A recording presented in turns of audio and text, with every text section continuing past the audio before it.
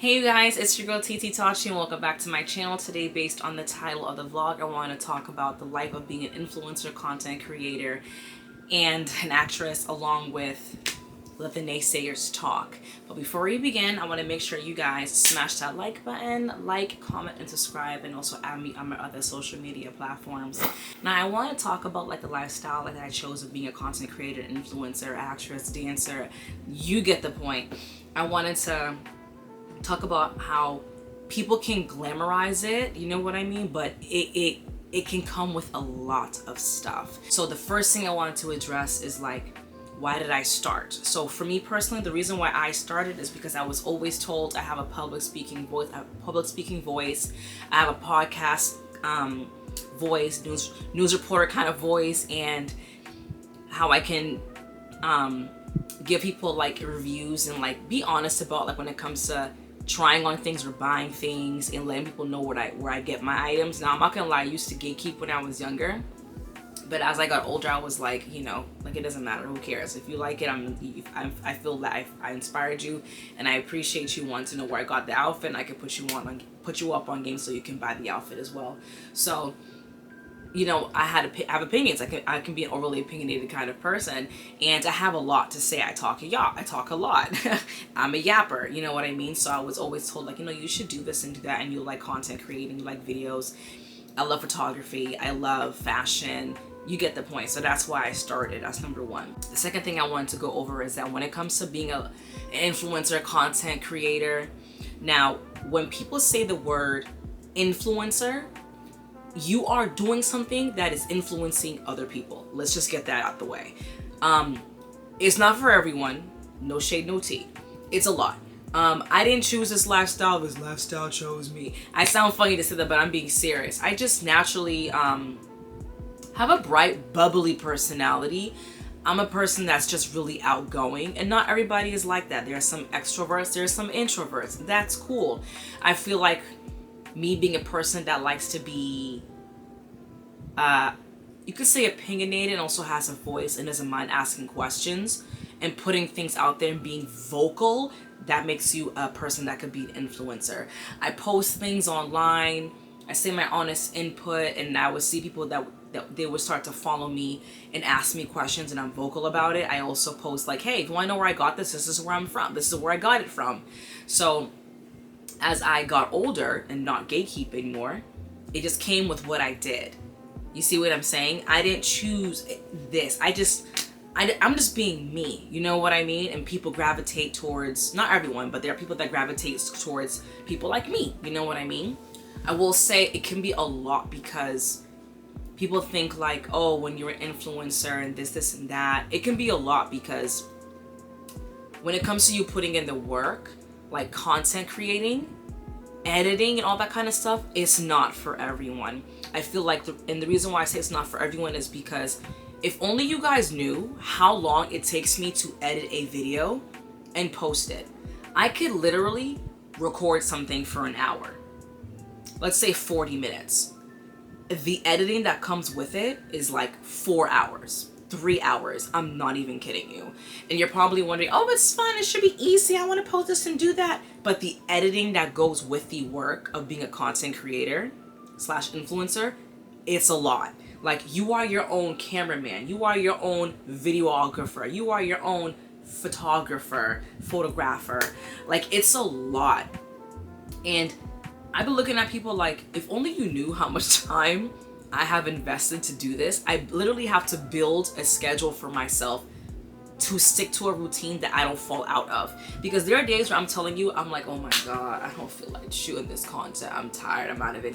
You have to hype yourself up to get into that mood to post that content. I'm telling you guys, I've been looking at people, they're like, oh, they make it seem so fun. Yes, all you do is post content, you sit there and be pretty. No.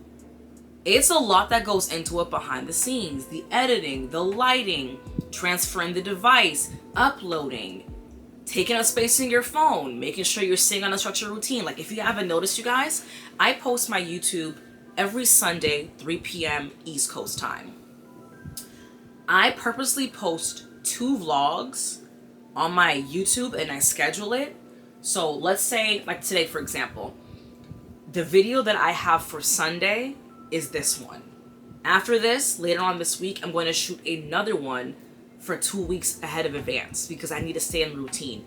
It throws me off routine and it applies pressure, unwanted pressure onto me when I have to shoot a vlog for that upcoming Sunday and it's Tuesday.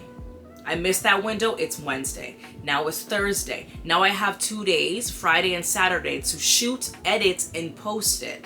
It applies pressure onto me. This is not for the weak. This is not for the weak. Another thing I want to say that comes with it, and I'm not trying to be a Debbie Downer, I just feel like people make it seem like it's very simple when in reality it's really not. And you really have to be about it. And I feel like people are trying to find different ways to make different sources of income. Sweetheart, the minute you decide to be a YouTuber, you don't automatically make money and monetize. You have to reach a certain amount of hours. You have to reach a certain amount of an audience, and you have to reach a certain level of followers, subscribers. It's a lot. So if you're not staying consistent, oh, sorry, you guys. Sorry, guys, I had a business call. And that's another thing. I have not one, you guys, but 2 phones because I personally do not feel comfortable giving out my personal cell phone. So what I do is I have a second phone that I use for work, modeling, acting, dance, YouTubing, like influencer. So I give out that number. You got to pay a hefty bill. I mean, if you got a good deal on your account with Verizon or T-Mobile or Metro PCS, whatever the case may be, kudos to you. But you really have to understand this can be very time consuming, and you need to be able to split yourself not in half, but in multiple directions to handle certain things. You have to answer calls and get back. You have to email people and get back to them, because if you have brands that want to work with you, you need to be attentive on your email.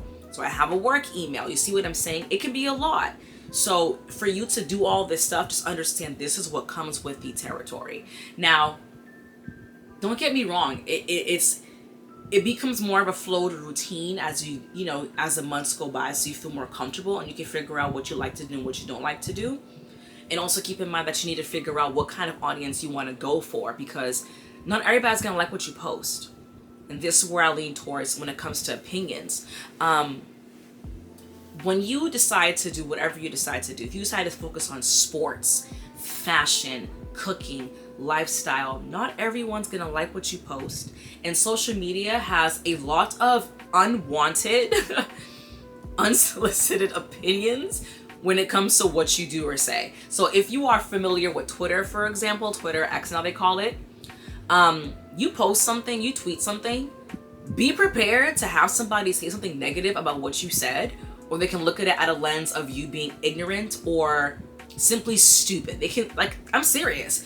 I'm being so cutthroat. They might even call you out your name and call you stupid. Understand that not everybody's gonna like what you do. Be prepared to come with, don't be prepared to become with, but be prepared that people are gonna come with opinions that you did not ask for. But guess what? When you put yourself out there, it's free game. People are gonna say whatever they wanna say, and you gotta really handle, do I wanna pour my energy and clap back and respond? Or even turn it into a positive outlook where they say, I don't like this outfit, like you didn't really go over and do this and do that. People can be very critical. You want to handle it in a professional, open-minded kind of look, or you want to not respond at all. Because when you're an influencer or a content creator, understand that if you're working with brands and they want you to interact with people in the comments on Instagram or YouTube posts or with your Twitch, understand that you can't be out here arguing with people on social media. Be prepared to be watched 24/7. Be mindful of what you say. Be mindful of what you do. You can't be out here saying you want to be a public figure, an influencer, and then you're over here bashing Nike online. Other brands are going to look at you and be like, why would I want to work with you or have you work with us and be part of our team when you're yelling at Nike about something that happened? You know what I mean? Like, you really have to be smart what you put out there, and you have to be smart as to what you say to people that are going to voice their opinion about what you do or what you post. That's a lot. Another half of it too is to be prepared for naysayers, because there are going to be people out there that do not want you to do what you do. I 100% can say for myself, there are people out there that do not support me when it comes to my YouTube, whether it's friends, family. I'm telling you, across the board, it can hurt. It can really hurt, and you really have to figure out what you want to focus on and lock in, and what voices you need to tune out, so you can always stay inspired and stay on a high vibration where you're focusing and putting energy towards creativity. I'm telling you, there are gonna be people out there, like, I'll keep it a buck with you. There are family members that I have, they do not support my YouTube. It is what it is. I need to accept that and not take it personal, because again, not everything that I do, not everything that I post, people are going to like it. And that's totally fine. Find the crowd, find the voice, find the people that are like-minded like you to feel accepted, and understand that there are people out there that actually can benefit and support you and actually like what you do. You're not alone. You have to keep on reminding yourself, you have to recharge and reset and be your own defibrillator to recharge yourself up. I'm telling you, the minute you start being in your feelings, you're going to lose that creativity kind of frequency, and you're going to lower yourself, or you're not going to feel inspired to keep on doing what you're doing to move forward. It's tough. And I feel bad for some people out there, because I don't think people realize sometimes words can really hurt. Words hold weight, and they really hurt. Shoot, I'm not even going to lie to you. There are things that my friends, former friends, and family members that have said to me, and I don't think they understand the depth as to what they said, or like the shady undertones that they could say that really I take personal. And you could really look up to that person, or you're just simply saying like, dude, like, you're my uncle, or you're my aunt, or you're my brother, you're my sister, you're my cousin, you're my best friend. And it could hurt, you know what I mean? The minute you sit in your feelings, you're not going to feel inspired anymore. You're not going to feel like continuing what you do. You're going to lose momentum. And it's very important for you to not lose momentum. You have to keep on pushing yourself forward and keep being your own cheerleader. It's very important for you to be around people that are going to support you no matter what you do. That doesn't mean they can't give you some feedback, advice, and give you some constructive criticism. I'm just saying that the minute you surround yourself with people that are like-minded just like you, it's going to feel like a breath of fresh air. It's going to feel like a walk in the park. It's going to feel very natural and second nature to you. When you start surrounding yourself with people that have the same passion as you, like if you want to talk about sports, be around athletes. They're going to charge you up and make you feel good about what you're doing. They can inspire you. You want to be around people that can challenge you as a person, as an individual, and not only just that, they can also make you want to become a better person. So when you're around content creators that are just like you, it's going to make you want to keep on going forward. It's going to make you want to keep on pushing forward. Let's say your friend has 10,000 subscribers and you're only at a 300 amount. You want to ask some questions like, hey, how can I get there to be on your level? It's going to want to push you. You know what I mean?